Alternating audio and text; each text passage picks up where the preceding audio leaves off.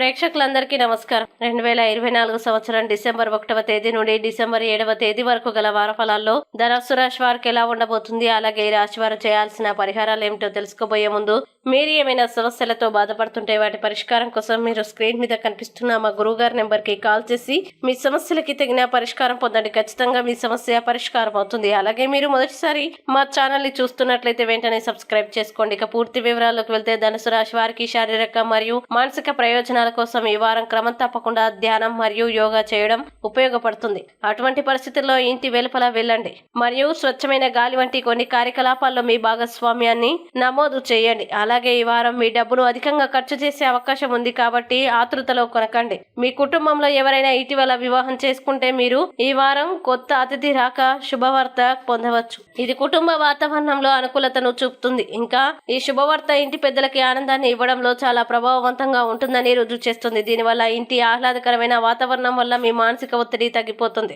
అలాగే స్వయం ఉపాధి వ్యాపారవేత్తలు ఈ వారం మరింత విజయాలు సాధిస్తారు. ఇది సమాజంలో మరియు కుటుంబంలో కూడా తగిన గౌరవం పొందడానికి వీలు కల్పిస్తుంది. ఇంకా ఈ సమయం విద్యార్థులకి చాలా ముఖ్యమైనది, ఎందుకంటే ఈ సమయంలో మీరు మీ కృషి యొక్క బలం మీద మంచి మార్కులు సాధించగలుగుతారు. సమాజంలో మీ మరియు మీ కుటుంబ గౌరవాన్ని పెంచుతుంది. ఈ వారం మీ ఆత్మ సహచరుడు సాధారణం కంటే సంతోషంగా ఉంటారు. ఈ కారణంగా మీరు మీ భాగస్వామి నుండి బహుమతిని పొందుతారు. దాంతో మీరు వారికి ఏదైనా మంచి చేయాలని ప్లాన్ చేయవచ్చు. ఇక ధనుసు రాశి వారు ఈ వారం చేయాల్సిన పరిహారాన్ని గనక చూసినట్లయితే ప్రతిరోజు 21 సార్లు ఓం గురవే నమః అని జపించండి. అలాగే ఈ వారం ధనుసు రాశి వారికి అనుకూల తేదీలు గనక చూసినట్లయితే వీరికి 3, 7 తేదీలు చాలా మంచి రోజులు. ఈ తేదీలో ఏ పని ప్రారంభించినా సరే మంచిది. ఈ వీడియోని లైక్ చేయండి, షేర్ చేయండి మరియు మీరేమైనా సమస్యలతో బాధపడుతున్నట్లయితే వాటి పరిష్కారం కోసం ఒక్కసారి గురువు గారి నెంబర్ కి కాల్ చేసి మీ సమస్యలకి తగిన పరిష్కారం పొందండి. ఖచ్చితంగా మీ సమస్య పరిష్కారం అవుతుంది. ఇంకా మీరు అనుకున్నటువంటి అన్ని పనుల్లో అంతా మంచి జరగాలని కోరుకుంటూ